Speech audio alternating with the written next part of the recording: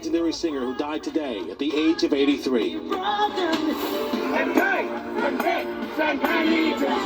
Tensions flare at a rally in support of Daniel Penny, the Marine veteran who put Jordan Neely in a deadly chokehold on the subway. He's a Marine. He is a hero. He is somebody that was a good Samaritan. A Nassau County lawmaker introduces the Veterans Bill of Rights. The right to dignified housing, the right to gainful employment, the right to be protected from discrimination. And the ceremonial parade of ships kicks off the return of Fleet Week. It's like a legendary moment. It's like a one-time in a lifetime. You don't get this moment again. It feels great to be back, especially the way that we came on the ship. I've never actually came back home in that manner before. I definitely usually drive. This is breaking news from Pix 11. And thank you so much for joining us for the Pix 11 Evening News. I'm Tamsin Fidel. I'm Corey Chambers. We begin tonight with that breaking news. Legendary singer Tina Turner has passed away. Yeah, the queen of rock and roll passed away at the age of 83 at her home in Switzerland after a long illness. Yeah, tributes quickly pouring in from all over the world, including right here in the city at the Apollo Theater where she performed. Katie Corrado is there right now with how she's being remembered tonight. Katie.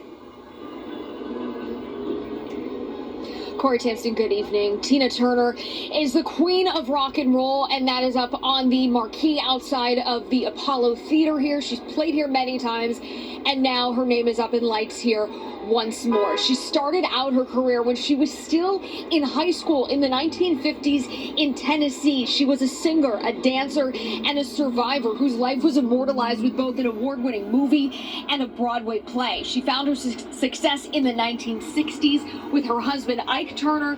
She eventually left him and spoke openly about the physical abuse that she endured. And then the 80s hit, and Turner's career skyrocketed with one of the greatest comebacks in music history. Her 1984 album, Private Dancer, launched her into superstardom and included the biggest hit of her career, What's Love Got to Do with It. She was also twice inducted into the Rock and Roll Hall of Fame and is a recipient of a Kennedy Center honor and the Grammy Lifetime Achievement Award. We spoke to one of her biggest fans who has been blasting her hits outside of the Apollo for hours, celebrating the legacy that she leaves behind.